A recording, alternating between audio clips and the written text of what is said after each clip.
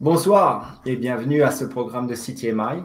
C'est une joie de nous retrouver pour une nouvelle émission de questions-réponses. Donc, nous voulons vraiment vous remercier, à vous tous qui nous suivez sur Facebook et sur YouTube. C'est une grande joie. Je suis pour ma part Philippe Debert et j'ai la joie d'accueillir encore une fois avec nous le pasteur Roland Laos de l'île Maurice. Bonsoir Roland, comment ça va? Ça va très bien Philippe, merci de m'accueillir. Je suis très heureux d'être avec vous sur ce programme.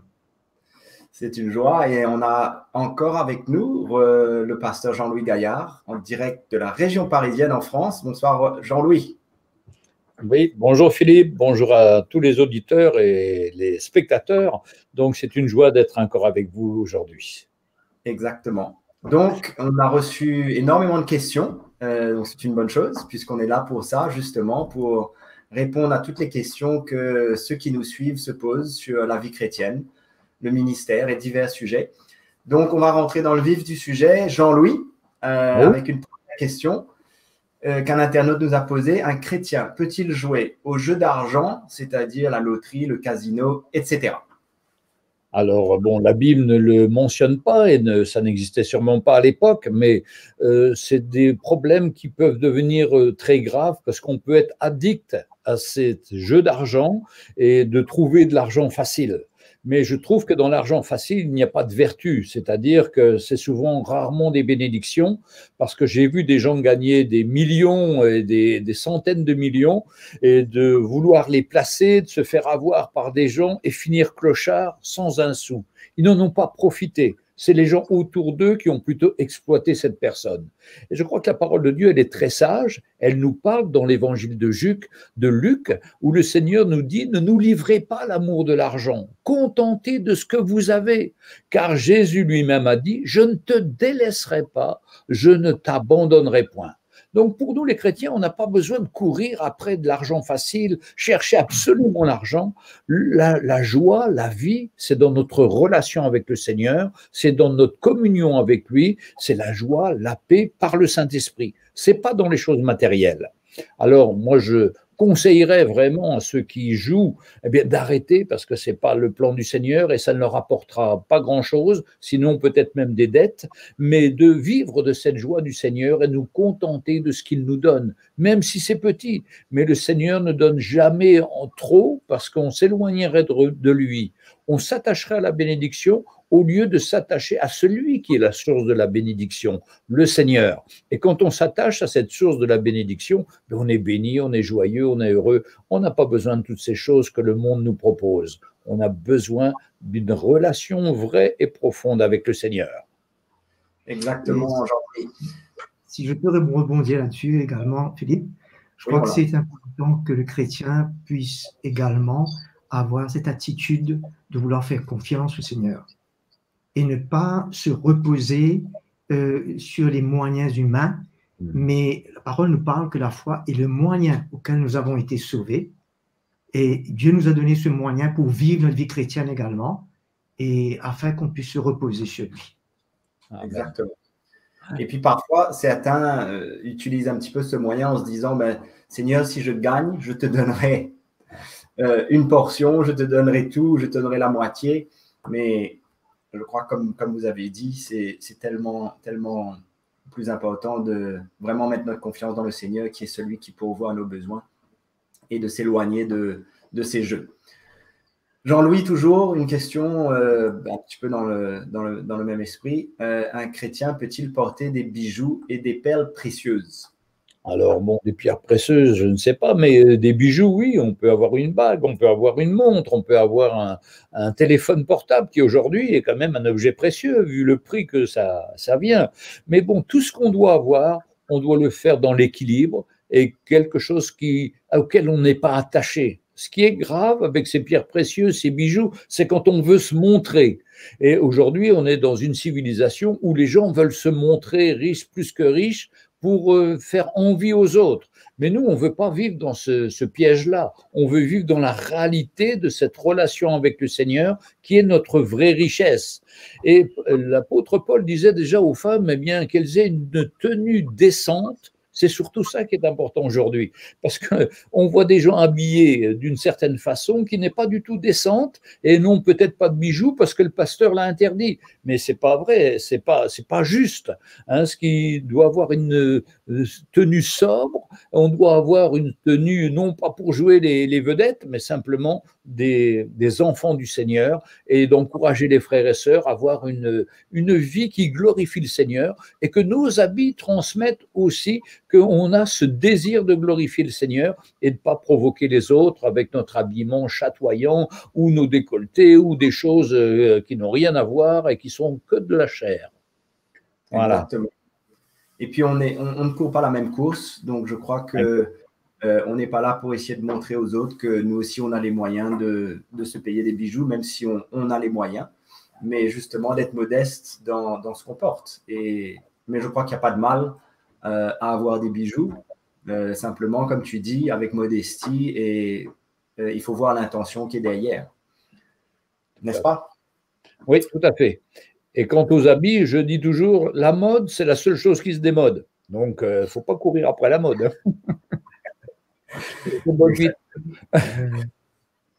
Roland, Oui, comment être baptisé du Saint-Esprit, et est-ce que le baptême du Saint-Esprit est toujours accompagné du parler en langue? Alors, scripturairement, recevoir le baptême du Saint-Esprit, quand nous lisons la parole, nous voyons que nécessairement c'est suivi du parler en langue. Quand Jésus avait fait la promesse à ses disciples dans Actes chapitre 1er, verset 8, il dit, vous recevrez le Saint-Esprit, une puissance, et vous serez mes témoins, ainsi de suite. Et dans le chapitre suivant, quand ils furent baptisés du Saint-Esprit, dans le chapitre 2, verset 4, la parole dit qu'ils furent remplis du Saint-Esprit et se mirent tous à prier en langue. Alors nous voyons que cette évidence suit automatiquement le baptême du Saint-Esprit. Quand nous voyons dans le cas avec Corneille également, nous voyons que le don du Saint-Esprit était répandu sur les païens et tous parlèrent en langue. Dans Actes chapitre 10, versets 44 à 46. Aussi, ça c'est une manifestation spontanée que nous lisons dans la parole de Dieu.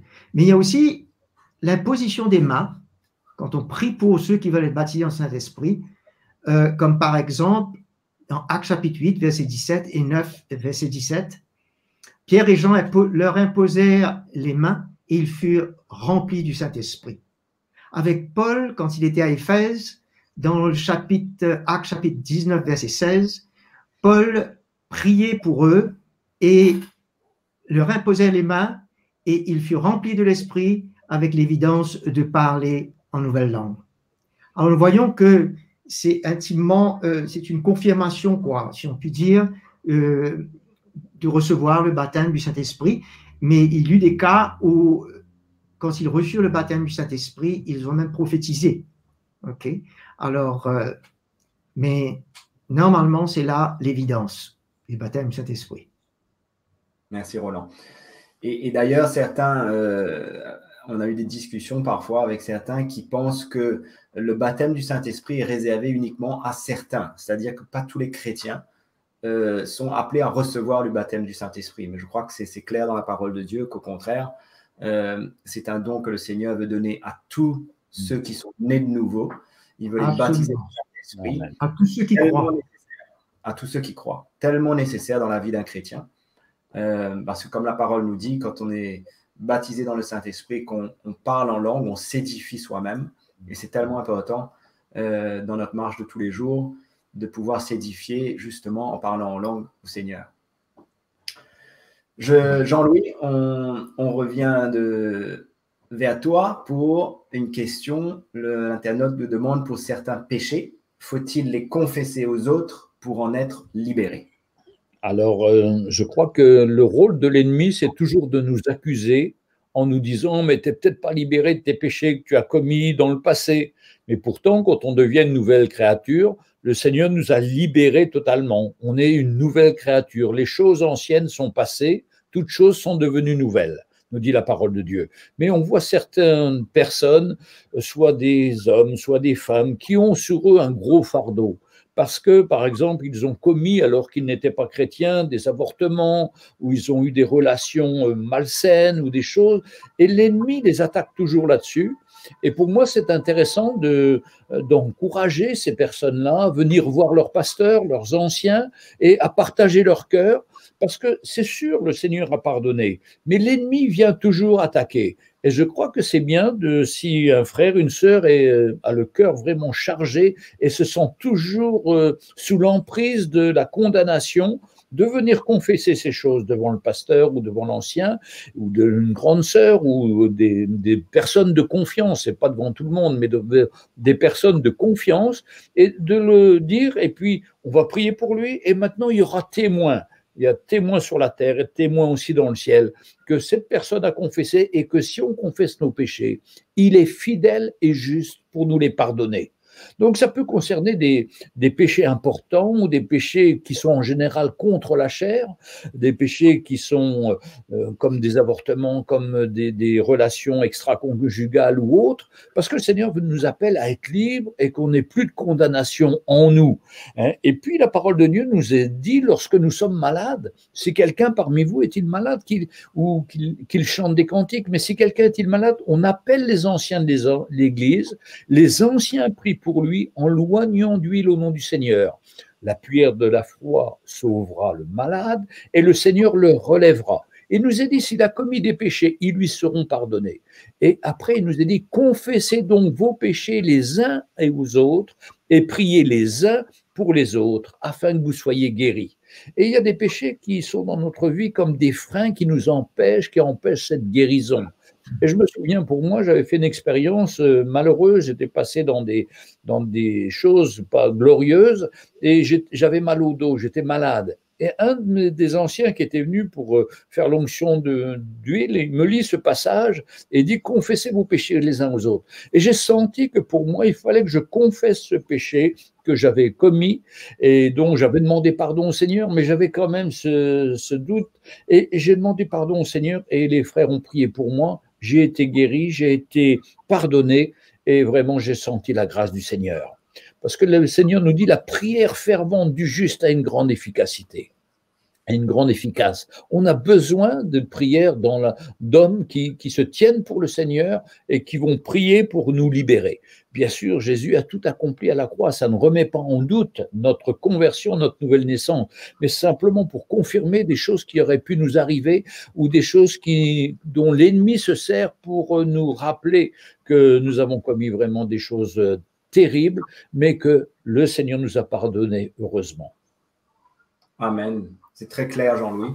Et je crois que ça nous fait réaliser aussi combien les pasteurs ont vraiment besoin de porter un cœur envers le peuple de Dieu, envers tous ceux envers eux-mêmes, mais envers tous ceux qui les entourent, justement, pour avoir vraiment le cœur du Seigneur, parce que c'est ça qu'il faut faire ressentir à ceux qui sont autour de nous. C'est le cœur de Jésus qui est là pour pardonner, qui est là pour vraiment nous rendre libres et non pas nous condamner. Mais c'est triste de voir souvent dans beaucoup d'églises des chrétiens qui ont péché, qui sont tombés dans la faiblesse de leur chair, mais qui sont condamnés finalement et pointés du doigt par les pasteurs. Et c'est vraiment triste de voir ça dans les églises parce que c'est vraiment pas le cœur du Seigneur. Donc, oui. Alors, Roland, on revient de ton côté avec une question, sachant que nous sommes le temple du Saint-Esprit et que nous sommes soumis à l'autorité de Jésus-Christ. Satan peut-il mettre des questions dans notre tête et peut-il y répondre en nous faisant croire que c'est Dieu qui nous parle? Alors, la parole nous dit que le diable est comme un lion rugissant. Il cherche qui il va dévorer. De ce fait, là où il peut avoir accès aux chrétiens, c'est vraiment dans ses pensées. C'est là le champ de bataille. Et la parole nous montre clairement que dans Éphésiens chapitre 6, l'armure du chrétien est entre autres le bouclier de la foi et comment la foi dans notre cœur peut faire face comme un bouclier pour arrêter les traits enflammés du malin. c'est-à-dire les mauvaises pensées, la crainte, le doute, l'incrédulité, et toutes ces choses qui tendent à venir assaillir le chrétien dans ses pensées. Alors, de ce fait, il y a possibilité que l'ennemi puisse parler pour influencer la pensée du chrétien. Et quand nous avons aussi également la parole de Dieu en nous, la vérité, nous sommes capables de discerner si c'est la voix de Dieu ou celle du diable. Et bien entendu, si c'est celle de Dieu, ça emmènera une paix dans notre cœur. Mais le diable, quand il parle, ça trouble. Alors, on arrive à discerner d'une part, comme cela, mais aussi, la chose qui définit le plus la voix de Dieu, c'est la paix. La paix de Dieu dans notre cœur quand Dieu nous parle et nous donne une directive. Et qu'on ne soit pas troublé. Mais l'ennemi, définitivement, si le chrétien recherche pas le Seigneur, n'est pas connecté dans sa parole et la vérité dans son cœur, ah ben, il pourra confondre et quelquefois l'ennemi va vouloir décevoir en donnant une pensée pour faire croire que c'est Dieu qui parle et emmène le chrétien à prendre de mauvaises décisions. Mais grâce soit Dieu Seigneur qu'il nous équipe non seulement par une armure mais par sa parole, qui agit comme cette armure, et par le Saint-Esprit qui est en nous pour en témoigner sa paix. Amen. Et c'est tellement important justement d'être près de nos frères et de nos sœurs et de pouvoir confier toutes ces luttes, toutes ces pensées, bien sûr à des frères et des sœurs qui peuvent nous aider. Donc de ne pas garder toutes ces luttes pour soi, mais de pouvoir en parler, de pouvoir partager. Et je crois que ça aidera certainement tous ces chrétiens qui peut-être ont toutes sortes de pensées et de questions avec lesquelles ils luttent. Merci. Jean-Louis, Oui. Une question dans mon travail, presque tout le monde est malhonnête. Alors je reste intègre, mais je vois ce que mes collègues font. Dois-je les dénoncer? Suis-je coupable si je ne dis rien? Que dois-je faire? Alors ça, c'est une question importante parce que c'est une question d'actualité. Les gens sont devenus de plus en plus enragés pour trouver de l'argent par tous les moyens. Ils sont prêts à voler, ils sont prêts à tout. Mais nous, c'est pas l'argent qui nous intéresse parce que la Bible nous dit qu'on ne peut servir soit Dieu, soit Mammon. Donc nous, on doit servir le Seigneur. Et la parole de Dieu nous dit que ceux qui veulent s'enrichir tombent dans la tentation, dans le piège et dans beaucoup de désirs insensés et pernicieux qui placent les hommes dans la ruine et la perdition. J'ai vu dans beaucoup d'entreprises des gens qui trafiquaient, qui revendaient, qui volaient le patron, qui trafiquaient derrière. Mais quelques années après ou quelques mois après, l'entreprise était en faillite et tout le monde était licencié. Tout le monde a perdu. Et ceux qui ont volé n'ont pas profité des choses parce que c'est des choses mal acquises et ça ne satisfait pas. La parole de Dieu nous dit qu'on doit combattre le combat de la foi et laquelle on a été appelé et pour laquelle on doit se défendre et garder notre cœur pur, ne pas se mélanger à tous ces trafics, mais rester honnête dans la lumière. Il dit, pour toi, homme de Dieu, fuis ces choses, recherche la justice, la piété, la foi, la charité, la patience, la douceur. J'ai connu, ça fait 50 ans ou 60 ans que je suis dans la région parisienne et au début, j'ai rencontré des gens qui étaient simplement coursiers, par exemple, dans des grandes entreprises. Et ils faisaient les courses, mais c'était des chrétiens. Et quand ils disaient qu'ils faisaient une course, eh bien, ils la faisaient et ils la faisaient comme il faut. Et pour finir, ces gens-là ont été remarqués par le patron et par toute la chaîne des gens qui travaillaient là. Et petit à petit, ils sont montés jusqu'au poste de directeur général. C'est Dieu qui élève, c'est Dieu qui donne à ses enfants un bon travail si ses enfants marchent dans son plan et restent des témoignages pour lui. On n'a rien à gagner à rentrer dans les trafics. Un jour, tout s'écroule, un jour, tout est découvert et c'est la honte. Mais pour nous qui sommes chrétiens, nous sommes appelés à marcher dans la droiture et la justice et de représenter le Seigneur là où on est. Jésus a dit aux soldats, contentez-vous de votre solde, n'essayez pas les soldats, en général, ils demandaient toujours un peu d'argent à droite, à gauche. Au temps des Romains, c'était comme ça aussi. Et Jésus dit, non, non, pour vous, Jean-Baptiste, qui lui leur dit, surtout, contentez-vous de votre solde. Et on doit être satisfait que ce que le Seigneur nous donne. Tout à fait. Mais donc, cette personne, il se demande finalement, est-ce qu'il doit les dénoncer? Bon, il n'est pas coupable, forcément, il n'est pas coupable puisque ce n'est pas lui qui agit de la sorte. Est-ce qu'il doit les dénoncer? Maintenant, c'est à lui de prier le Seigneur et à demander au Seigneur. On n'a pas de règle automatique. Il faut avoir cette relation avec le Seigneur qui va montrer si ça engage la vie de quelqu'un sur vraiment sa vie personnelle, le danger pour lui, pour sa famille. Mais c'est un cas de conscience et c'est à nous de le remettre devant le Seigneur et à demander au Seigneur sa réponse. Et le Seigneur va nous éclairer. Exactement. C'est aussi pour protéger cette personne parce qu'il va finir dans la catastrophe. Exactement. Très clair. Roland, quand Jésus a été tenté, a-t-il été emmené physiquement dans le désert, sur le haut du temple, sur une haute montagne, ou bien est-ce que Satan lui a parlé en esprit? Je crois qu'on ne peut pas être vraiment définitif concernant cet événement. Si ça s'est passé dans le domaine naturel, exactement.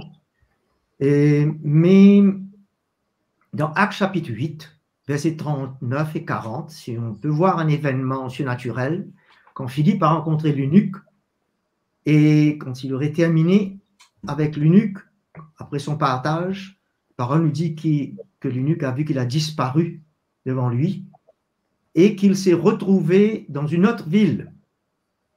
Alors, nécessairement, ça a été une intervention surnaturelle, bien entendu, de Dieu. Et exactement, nous ne pouvons pas expliquer, mais Dieu peut intervenir et même se servir des anges. Parce que nous voyons dans le livre des Actes, les anges ont beaucoup travaillé avec les chrétiens pour les aider à la propagation de l'évangile, et peut-être qu'ils nous aideront aussi dans cette fin de temps. Mais c'est sûr que le Seigneur, lui, peut faire de grandes choses qui nous dépassent notre entendement. Mais quand la parole nous dit dans le verset 5, le verset 8, que Jésus le diable le transporta, premièrement, sur le mont du Temple, et en second lieu, pour voir les royaumes d'ici-bas. Ben, c'est sûr que le diable a un pouvoir surnaturel de déplacer les choses. Il a un pouvoir surnaturel. Mais je ne crois pas qu'il aurait eu la permission sans que Dieu aurait permis quelque chose, si c'était vraiment dans le naturel comme cela, qu'on ne peut pas vraiment confirmer. Mais laissons ça maintenant à une intervention où il a pu voir les choses comme une vision que l'ennemi lui a montré, dans une vision spirituelle, tout le royaume qu'il détient parce qu'il est le Dieu de ce siècle et qu'il pourrait lui remettre tout cela, aussi bien que sur le mont du Temple. Alors, nous voulons nous arrêter tout simplement à une vision surnaturelle, spirituelle. Voilà. Tout à fait. Et je crois que l'important aussi dans cet événement, c'est de réaliser comment Jésus a répondu par la parole de Dieu, avec la parole de Dieu, qui avait autorité, et combien c'est important pour nous, chrétiens, justement, de lire la parole, de la connaître, non pas de la confesser d'une manière positive, mais c'est vrai que quand on connaît la parole de Dieu, et on connaît toutes les promesses et tout ce que le Seigneur nous donne, mais c'est un outil pour nous, pour marcher avec le Seigneur, est tellement important. Donc, l'importance de la parole de Dieu. Alors, Jean-Louis, oui. Un sujet qui est d'actualité aussi, puisque dans beaucoup d'églises est prêché justement l'évangile de la postérité. Alors, le sujet de l'argent, de la prospérité, pardon, le sujet de l'argent est de plus en plus dans la bouche des pasteurs. Cet internaute nous écrit: des promesses de richesse sont prêchées dans mon église si je donne mon argent. Donc, j'ai un cœur pour donner, mais il semble que ce n'est jamais assez. et je culpabilise car je ne gagne pas beaucoup d'argent. Alors, vais-je être privé de bénédiction si je n'obéis pas au pasteur? Alors, c'est quand même un gros problème dans les églises parce que la parole de Dieu nous encourage, nous les pasteurs, premièrement, à ne pas rechercher l'argent ni l'amour de l'argent, mais au contraire, à fuir ces choses, nous dit la parole dans 1 Timothée 6, verset 11. Pour toi, homme de Dieu, fuis ces choses et recherche la justice, la piété, la foi, l'amour, la patience, la douceur. Combat le bon combat. Et je vois que beaucoup d'églises sont engagées dans un autre combat. C'est pas le bon combat, c'est le combat de l'argent. C'est-à-dire, soit on appartient au monde du Seigneur et on cherche le Seigneur, soit au monde de Mammon et de l'argent. C'est le monde de l'argent. Et le Seigneur nous appelle vraiment à le servir. Nous, les serviteurs de Dieu, j'ai honte quand je vois les pasteurs faire des appels sans cesse pour avoir de l'argent, vouloir prendre la Bible pour eux-mêmes, demander des sacrifices d'autel ou des choses qu'ils ont inventées les plus folles pour soutirer de l'argent aux gens. Franchement, c'est une honte. J'ai même honte d'en parler, mais on connaît ça malheureusement, on voit beaucoup ça dans certaines églises dites de prospérité, où les pasteurs roulent dans des grosses voitures, et moi j'étais en Afrique, et le pays est très pauvre, et le pasteur avait 4 voitures, des motards pour l'accompagner, il avait une salle VIP, enfin un cinéma extraordinaire, mais il n'avait rien de l'évangile, et il ne comprenait rien. La seule chose qu'il savait faire, c'était les appels. Maintenant, quand le Seigneur voit ses frères et sœurs sincères qui apportent leur argent pour bénir le Seigneur. Mais quand on est dans une église comme ça, à mon avis, vous ne serez pas béni parce que ce sera toujours un piège. Le Seigneur a sa vraie église. Et la vraie église est toujours plus forte que l'imitation. L'imitation, vous serez toujours déçu parce qu'un jour, le pasteur va partir avec l'argent ou va faire n'importe quoi ou va construire une église qui sera tellement brillante, pleine de bijoux et puis qui n'amènera rien. Par contre, si quelqu'un voit cela, pour moi, mais je l'encouragerais à quitter cette église et à chercher une vraie église où il y a des vrais frères, où l'argent ne sert pas à créer le royaume du pasteur, mais le royaume de Dieu pour participer à l'évangélisation, pour pourvoir aux besoins. Eh bien, moi, j'encourage cette personne à bouger, parce que si elle ne bouge pas, maintenant, est-ce que le Seigneur nous condamne? Vous savez, si on donne de tout notre cœur, et ce n'est pas un pourcentage. Pendant longtemps, on nous imposait le pourcentage. Et heureusement, avec l'évangile de la croix, on a compris que ce n'était plus un pourcentage, parce qu'un pourcentage, on le fait tous les mois, toujours la même chose. Mais de donner selon son cœur dans la liberté de l'esprit, ça nous libère, ça nous donne une joie de participer à l'œuvre de Dieu.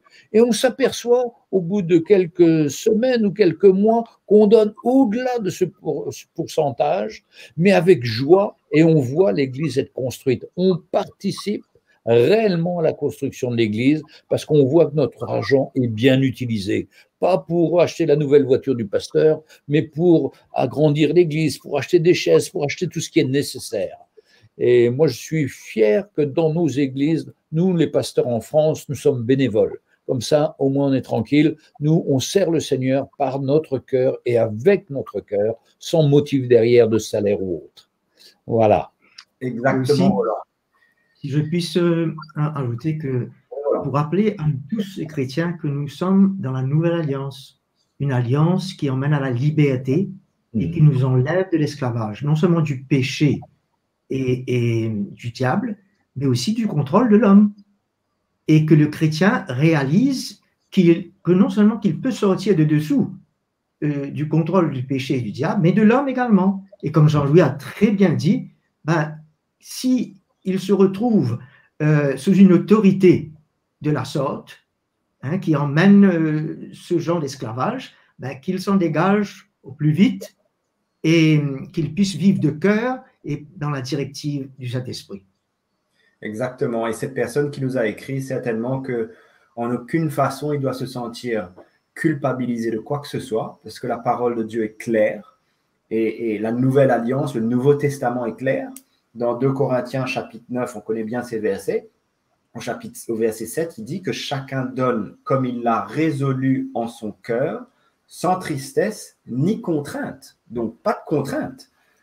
Et il continue, car Dieu aime celui qui donne avec joie. Et je crois que celui qui nous a écrit, mais il a la joie de donner, d'ailleurs il le dit, il a vraiment à cœur de bénir, il a à cœur de donner, mais la parole nous dit clairement qu'il ne doit avoir aucune contrainte pour le faire et aucune pression.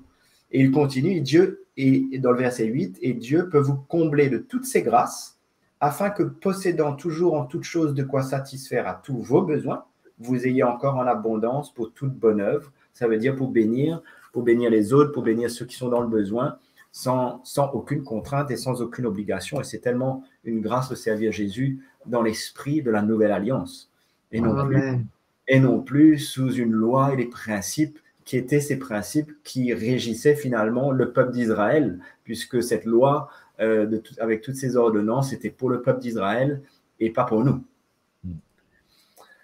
Oui, donc voilà, nous passons à une autre question. Roland, pardon.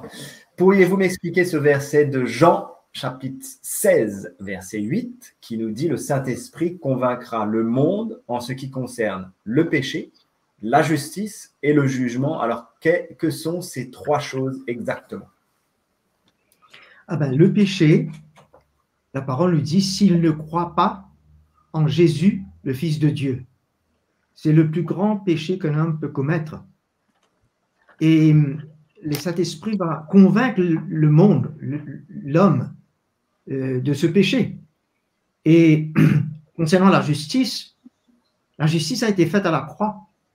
Parce que Jésus parle qu'il allait vers le Père, il repartait vers le Père.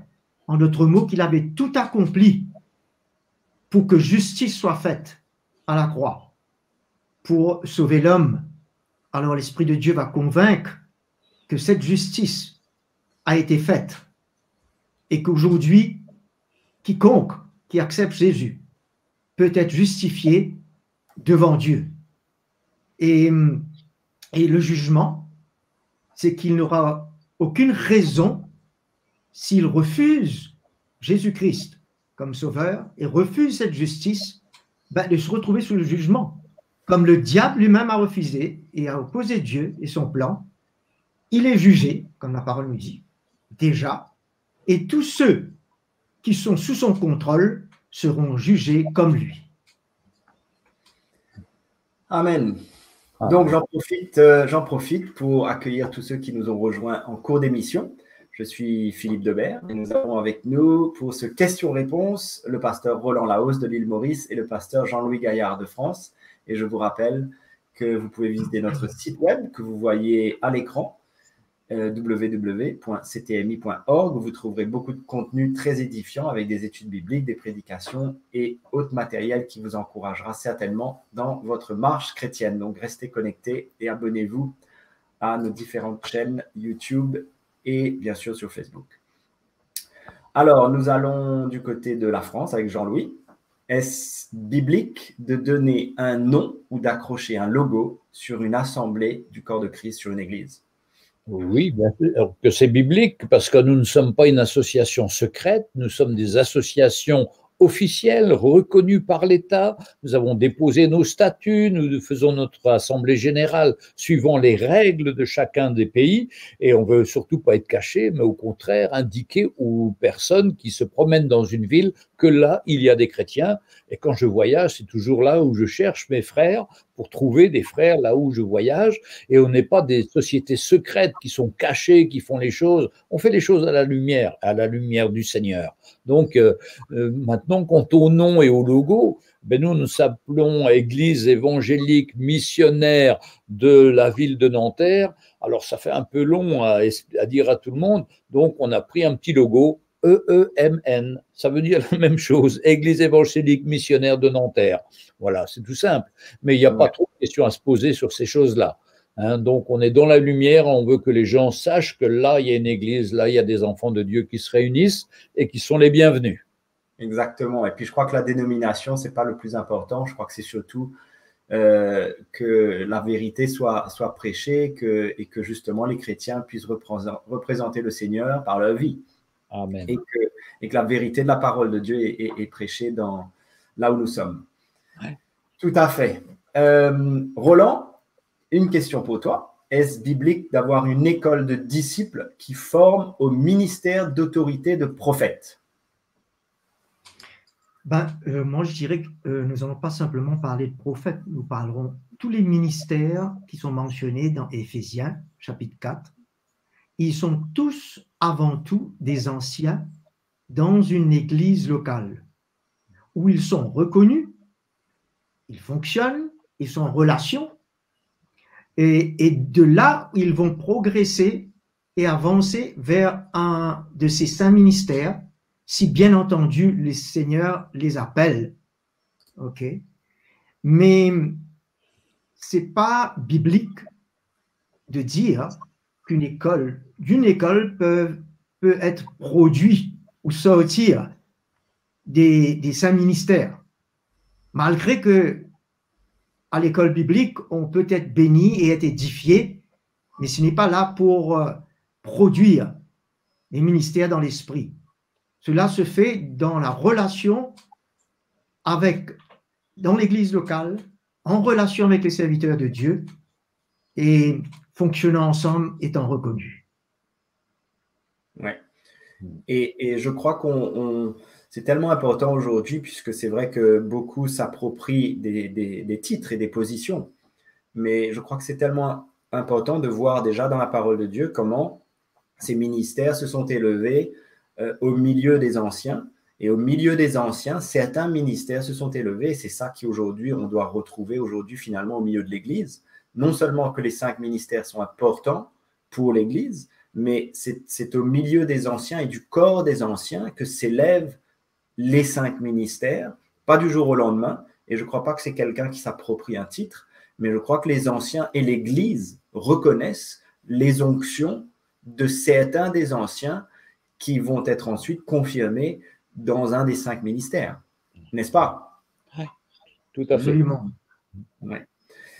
Donc, tellement important de voir ces 5 ministères opérer dans l'Église. C'est une protection pour l'Église, une protection pour le peuple de Dieu, et surtout de voir les anciens travailler ensemble d'un même cœur.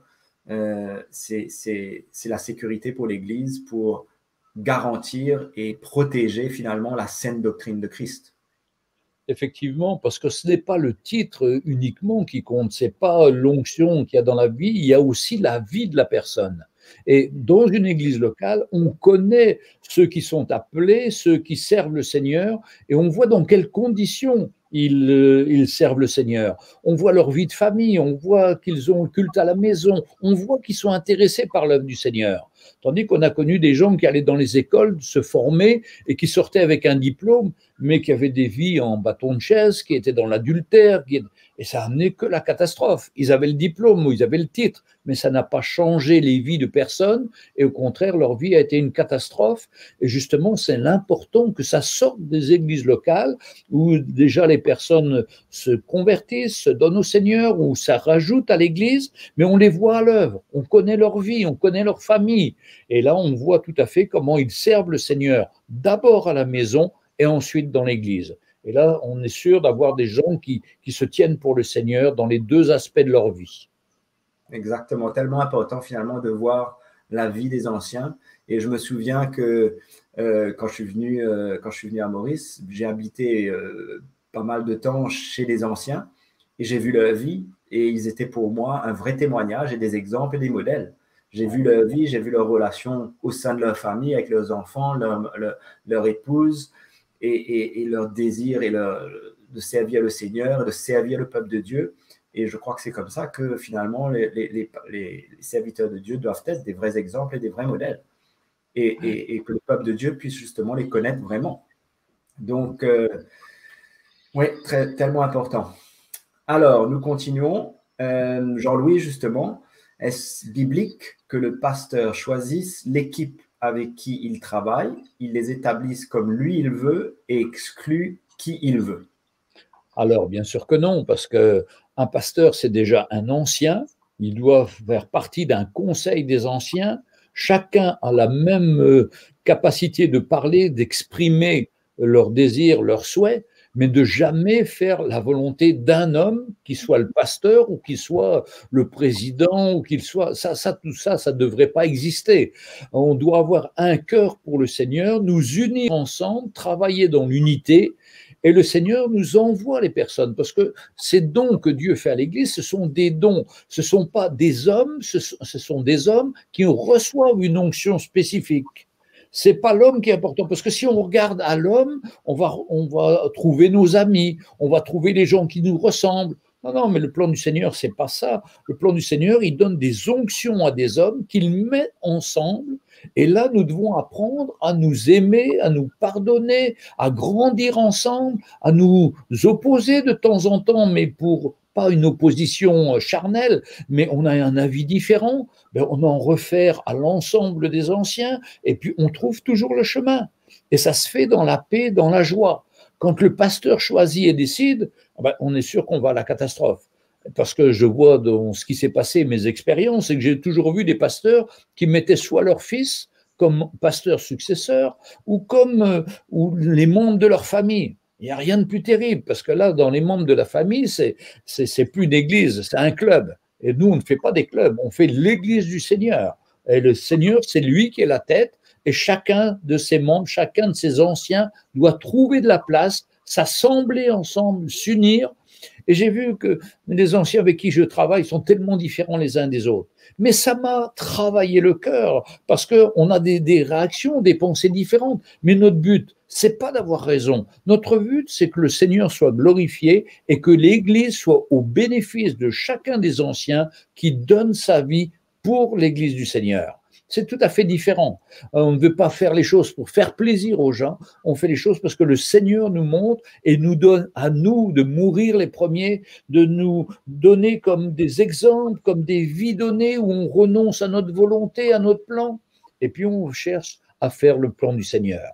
Même si c'est en contradiction avec ce qu'on avait pensé, le plan du Seigneur est plus important que notre volonté ou nos idées à nous. Voilà. Et sûrement que ceux qui se retrouvent dans une telle situation, ça vient démontrer clairement que, bon, dans cette église locale, la structure de l'église locale n'est pas vécue correctement selon la parole de Dieu dans l'esprit, et qu'il y a une urgence pour que la lumière de l'évangile vienne et que l'onction apostolique puisse avoir accès, afin que les choses se remettent dans l'ordre. Parce qu'à moins que l'Esprit de Dieu, à travers la vérité, convainque et la révélation vienne, comment sinon redresser une situation pareille? Mais le Seigneur va faire grâce, je crois, dans ces derniers temps, dans beaucoup d'églises et dans la vie de beaucoup de pasteurs. Nous le croyons. Et d'ailleurs, on peut prendre ton exemple, Jean-Louis. Je veux dire, quand je suis venu pour la première fois à l'église à Nanterre, écoute, tu étais seul, mais en même temps, autour de toi, derrière toi, pas en France avec toi, mais toutes les relations que tu avais avec toute la famille, bon, qui ne s'appelait pas Stiemaï à l'époque, mais toute cette famille, ce corps d'anciens, finalement, c'était une grande protection pour toi aussi, puisque tu étais en relation avec toute une équipe, bien que tu étais seul en région parisienne dans l'église, opérant comme pasteur dans l'église locale. Mais tu étais en relation avec un corps d'anciens avec lequel tu étais en relation, et tout ça, c'est le fruit, encore une fois, de l'onction apostolique, du ministère apostolique qui vient et qui vient emmener justement ce corps ensemble à travailler d'un même cœur, en relation les uns avec les autres. Donc, comme on disait tout à l'heure, l'Église est protégée, et nous, les anciens, nous sommes protégés justement de tout écart et de toute erreur. Puisque nous avons nos frères qui sont là pour, quand on a besoin, nous reprendre, nous remettre un petit peu sur les rails, si on peut dire. Donc, c'est tellement important, justement, de travailler avec un corps d'anciens comme ça. Exactement. Alors, une question un petit peu controversée, Roland. Justement, on parle de quelqu'un qui dit « Je suis une femme pasteur ». Alors, elle précise, je vous ai entendu parler que le ministère est réservé aux hommes Pourtant, je sers le Seigneur de tout mon cœur, je sens que c'est ma place. Et dans l'histoire, des femmes comme Catherine Kuhlman ont été utilisées par Dieu et beaucoup de miracles se sont produits par son ministère. Pourquoi donc devrais-je quitter mon ministère? Alors Philippe, je crois que vous avez tenté d'user beaucoup de sagesse pour répondre, que le Seigneur m'aide. Écoute, quand on dit femme pasteur, quand il y a le mot pasteur, ça égale à l'autorité dans l'église locale. C'est le contexte de l'église locale. Et l'autorité dans une église locale sont les anciens. Nous voyons dans Actes chapitre 14, verset 23, il est dit qu'ils firent nommer pour eux, les chrétiens, des anciens dans chaque église locale, des anciens. Alors, quand on parle de pasteur, d'ancien, on parle de cette autorité. Alors, quand nous lisons maintenant Paul écrivant à Timothée dans 1 Timothée chapitre 3 verset 2, concernant les qualifications des anciens, il dit que l'ancien doit être mari d'une seule femme et non la femme d'un seul mari.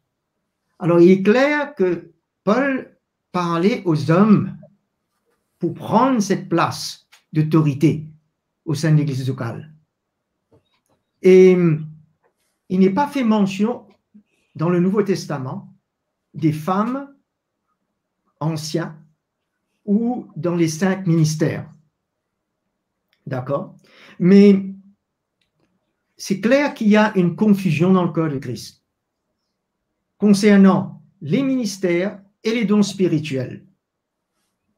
Une sœur qui a un don de guérison et qui le manifeste ne fait pas d'elle un évangéliste comme ministère.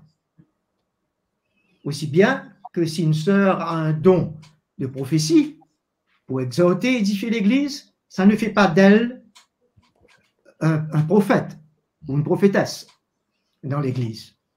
Alors je crois qu'il y a confusion de ce côté et qu'il faut revenir à la lumière de la parole clairement et ne pas déborder, ne pas en sortir de là. C'est là où viennent toutes formes de compréhension.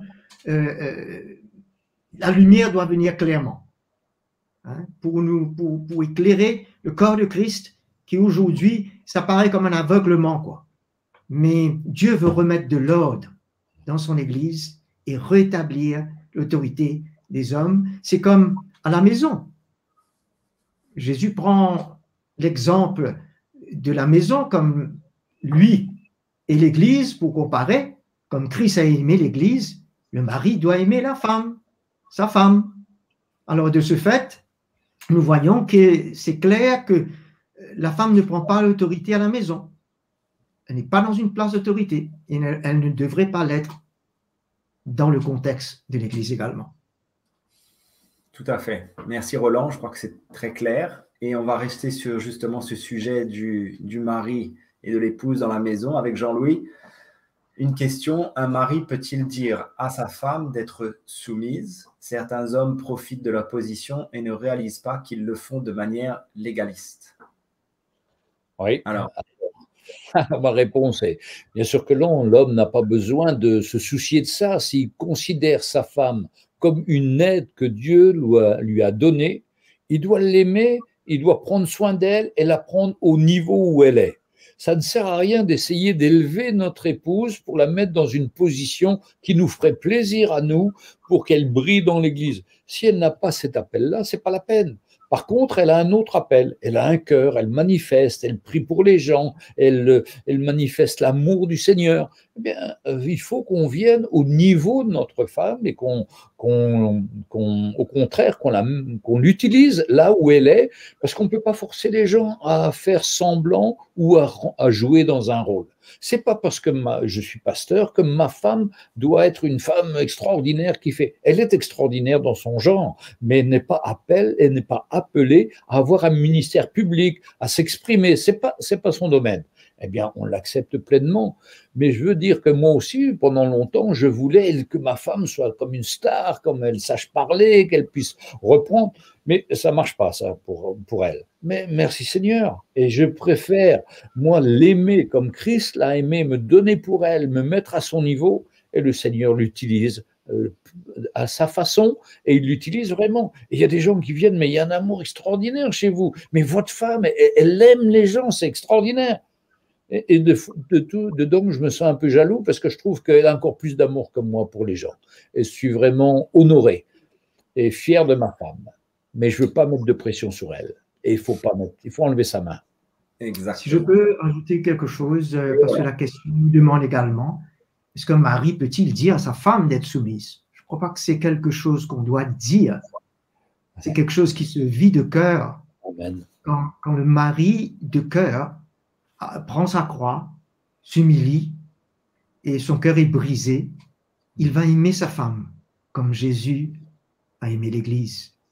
Et en le faisant, sa femme va naturellement se soumettre. Exactement. Pas quelque chose qui doit être forcé ou appliqué, mais cela sera de cœur. Aussi bien de cœur il se donne envers sa femme et l'aime, de cœur elle se soumettra. Exactement. Amen. Ouais. Tellement important dans le foyer. Ouais. Alors, Roland, une question, un petit peu d'interprétation. Dans Matthieu 9, 8, il est dit, quand la foule vit cela, elle fut émerveillée et célébra la gloire de Dieu qui a donné un tel pouvoir aux hommes. Alors, est-ce que Dieu a donné ce pouvoir à l'homme en général, c'est-à-dire hommes et femmes, ou juste aux hommes? Alors, je crois que oui, c'est assez simple de répondre à cette question parce que je crois que le Seigneur parlait en termes généraux qui englobaient hommes et femmes. Exactement. Bien entendu, il n'a pas donné le pouvoir de pardonner les péchés parce que c'est seulement Jésus qui a le pouvoir de pardonner les péchés. Mais cela parle le pouvoir de guérir les malades et cela est donné à nous tous. Amen. Exactement. Tout à fait. Jean-Louis, un internaute qui demande, avant de me marier, faut-il que j'en parle avec les anciens de l'Église et aux parents de la fille? Mais je crois que tout ce qui concerne notre vie, on doit déjà demander aux anciens. Si on sert le Seigneur, si notre place est dans l'Église, qu'on est connu de tous, eh bien, avant même de se marier, avant au moment même des fiançailles, on va demander aux anciens leur avis, ce qu'ils en pensent, et on leur demande de prier pour nous. Et puis, bien sûr, on va demander aux parents. Ça, c'est évident, parce que c'est aux parents qu'on doit cette jeune fille qui nous est donnée en mariage. Donc, il y a vraiment... Parce que le mariage, c'est pas on va se marier pour faire la fête. Non, non, on va se marier pour servir le Seigneur et que ma femme soit un soutien pour moi et que moi, je sois un soutien pour elle. C'est plus du tout comme dans le monde. On se marie pour servir le Seigneur et pour que notre couple soit à la gloire du Seigneur. Et je dis toujours, un couple qui se marie, eh bien, c'est une petite église qui démarre quelque part, parce que le but du mariage, c'est que dans notre famille, dans notre maison, eh bien, on ressente l'amour, la paix du Seigneur, que les gens viennent chez nous et puissent ressentir, mais on se croirait à l'église, les gens sont pleins d'amour, pleins de gentillesse, ils nous accueillent, ils ont un cœur. Eh bien, je crois que c'est vraiment important d'avoir un mariage sur des bonnes bases et de pouvoir vraiment baser cela dans la lumière et demander la prière aux uns aux autres, aux anciens, pour qu'ils nous bénissent et que ce mariage soit vraiment à la gloire du Seigneur et qu'on ne dévie pas, mais qu'on reste attaché au Seigneur, attaché l'un à l'autre pour toute notre vie. Moi, ça fait 46 ans que nous sommes mariés et c'est comme ça qu'on veut servir le Seigneur. Exactement. Et toi, Roland, combien d'années? Je crois que ça veut dire 35 ou quoi? Alléluia. Ouais. Moi, 25. Donc voilà, on est. Bien. J'arrive. Alors, Jean-Louis, toujours avec toi. Probablement la même personne qui demande: puis-je avoir des relations avec elle avant le mariage? Eh bien non, la Bible condamne ces relations hors mariage, malgré que maintenant c'est devenu presque normal, mais pas dans les églises. Si on appartient au Seigneur, on doit vivre comme des chrétiens et observer la parole du Seigneur et lui obéir. Maintenant, il y a beaucoup de choses que je voudrais préciser. Dans le monde actuel, ils confondent le mot amour avec le mot, comment dirais-je, j'ai oublié de mot, convoitise. C'est-à-dire que les gens convoitent pour le mariage, pour avoir une jeune fille, pour se marier, pour avoir des relations avec elle, mais on se trompe. Le vrai amour, c'est l'amour du Seigneur, l'amour que le Seigneur a préparé une personne, pour notre mariage, pour qu'on se marie avec, pour qu'on la serve, pour qu'on soit une bénédiction pour elle, qu'on se donne à elle, et elle vis-à-vis de nous, et qu'on fasse quelque chose qui soit à la gloire du Seigneur.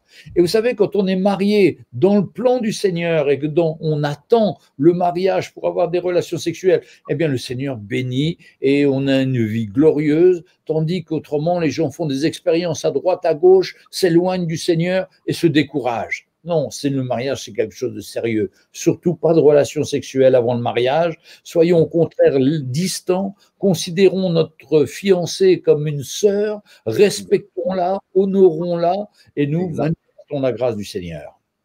Exactement. Tellement important. Et c'est tellement une bénédiction finalement de vivre comme ça jusqu'au mariage et de vraiment respecter celle ou celui avec qui on sait qu'on fera notre vie et qu'on ressent que c'est vraiment le plan de Dieu. C'est tellement une grâce finalement d'entrer dans le mariage comme ça, en s'étant respecté, rester pur l'un envers l'autre et finalement de considérer notre futur comme une sœur ou un frère dans le Seigneur. Et c'est en dehors de tout ce qu'on trouve finalement dans le monde, mais c'est définitivement comme ça que le Seigneur veut qu'on puisse aller jusqu'au mariage. Puisque ce n'est que là que la parole nous dit, ben, les deux deviendront une seule chair. Ils quitteront leur père, leur mère, ils deviendront une seule chair. Pas avant. Donc c'est clair. Roland, la Bible dit « éprouver les esprits ». Alors comment on fait ça exactement?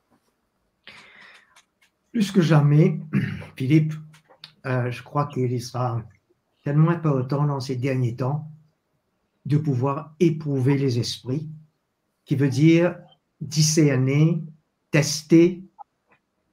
Et dans le contexte de cette phrase, éprouver les esprits, qui se retrouve dans 1 Jean chapitre 4, verset 1er, il parlait de l'esprit d'Antichrist, que ceux qui ne croient pas et ne confessent pas que Jésus-Christ est venu dans la chair pour sauver les hommes. Et comment cet esprit d'Antichrist est déjà là, comme dit l'apôtre Jean, et même encore plus en cette fin des temps, qui se manifeste sous toutes ses formes, et qui même veulent avoir accès sous toute forme d'hérésie dans l'Église, et comment le chrétien doit être alerté, avisé, sur ses gardes, afin de pouvoir examiner toutes choses, discerner. Paul nous le parle, ainsi que Pierre. Paul nous le parle dans 2 Corinthiens 11, verset 3, et Pierre dans 2 Pierre 2, verset 1er. Il parle des faux ouvriers, des faux apôtres, des faux prophètes, des faux docteurs, qui voudront s'infiltrer dans l'Église avec des hérésies de perdition, qu'il nous dit. De ce fait, plus que jamais, encore une fois, je le redis, comment c'est important, et nous remercions le Seigneur pour l'onction apostolique, nous remercions le Seigneur pour la pureté de l'Évangile, afin que cela garde nos cœurs, nous protège d'une part, mais d'autre part, nous établit sur une fondation où on sait en qui on croit et on arrive à discerner clairement dans l'esprit et on voit de loin venir les hérésies. Aussi, il est parlé d'examiner les prophéties. Dans 1 Thessaloniciens 5, versets 20 et 21, Paul nous dit, ne méprisez pas les prophéties, mais examinez toutes choses et pour en retirer ce qui est bon. Ok. Alors, c'est vrai que dans ces derniers temps, nous entendons souvent des prophéties à tort et à travers, et il y a des gens qui ont été même déçus. Leur vie ont été complètement chamboulées à travers des prophéties, qui a été complètement de la chair ou de l'homme. Mais même si c'est un pourcentage de l'Esprit de Dieu, Dieu veut qu'on retienne cela, ce qui est bon. Mais ce qui est de l'homme, on met de côté. Mais c'est là où le cœur, le chrétien fondé sur le message clair de la croix, Jésus est à l'œuvre en lui, il arrivera dans ces derniers temps à discerner et de se protéger. Amen. Amen. Amen. Merci Roland. Jean-Louis, oui. On approche de la fin de notre émission, mais Jean-Louis, une question. Dans la fin des temps, justement, y aura-t-il des hommes qui marcheront dans la puissance d'Élie? Alors, c'est une question parce qu'au début, quand Jean-Baptiste est arrivé, il marchait dans la puissance d'Élie. C'est ce que lui dit la prophétie, qui est l'ange vient voir son père et sa mère et lui dira et ton fils va marcher avec la puissance d'Élie pour ramener le cœur des pères vers leurs enfants et conduire les rebelles à penser comme les justes afin de former pour le Seigneur un peuple préparé. Donc, c'est là que Zacharie ne croit pas et c'est là qu'il devient muet. Donc, le dernier prophète, c'est vraiment Jean-Baptiste, en tant que prophète qui vient de l'Ancien Testament juste avant Jésus.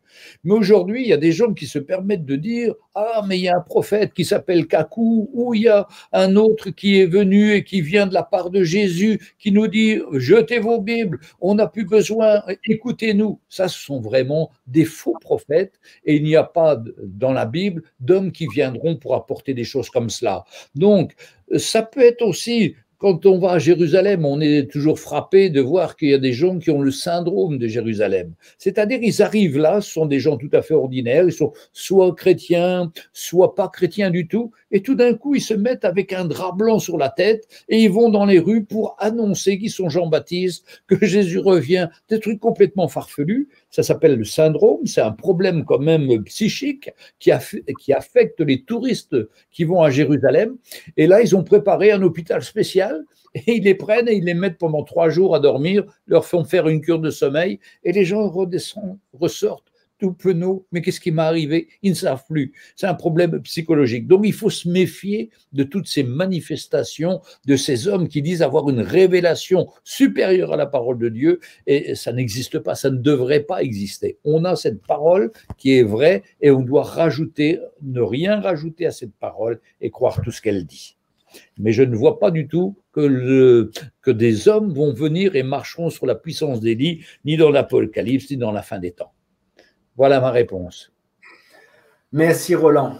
Mais écoutez, on est arrivé à la fin de notre émission et je veux remercier Jean-Louis et Roland vraiment d'avoir été avec nous, d'avoir pris du temps pour préparer ces réponses à tous ceux qui nous ont posé ces questions bien intéressantes. Jean-Louis, merci. Merci, c'est un plaisir d'être avec vous et au fur et à mesure, on est de plus en plus décontracté et c'est de plus en plus facile à partager avec vous. Tu es très relax. Tu es très relax. Roland, merci d'avoir été avec nous ce soir. Philippe, c'était une joie pour moi. Merci beaucoup. Merci. Et je voudrais vraiment remercier tous ceux qui nous ont suivis aujourd'hui sur Facebook et sur YouTube pour ce deuxième question-réponse. Donc, j'espère que vous avez été encouragés, que ça a répondu à certaines de vos questions. Et on s'excuse si on n'a pas pu répondre aujourd'hui à toutes les questions, puisqu'il y en avait beaucoup. Et le temps nous a pas permis de couvrir toutes les questions, mais on vous promet d'y répondre la prochaine fois. Alors, nous nous retrouverons le 13 août. Donc, notez bien ce prochain rendez-vous pour un question-réponse. Et si entre-temps, bien sûr, vous souhaitez nous laisser un témoignage ou partager comment ce programme vous a aidé, et bien entendu, vous pouvez nous envoyer vos questions pour notre prochaine émission. Et surtout, n'hésitez pas. Nos coordonnées s'affichent à l'écran, donc envoyez-nous vos questions et vos témoignages. On était content d'être avec vous pour ma part et je vous retrouve la prochaine fois. Que le Seigneur vous bénisse. À la prochaine fois. Merci.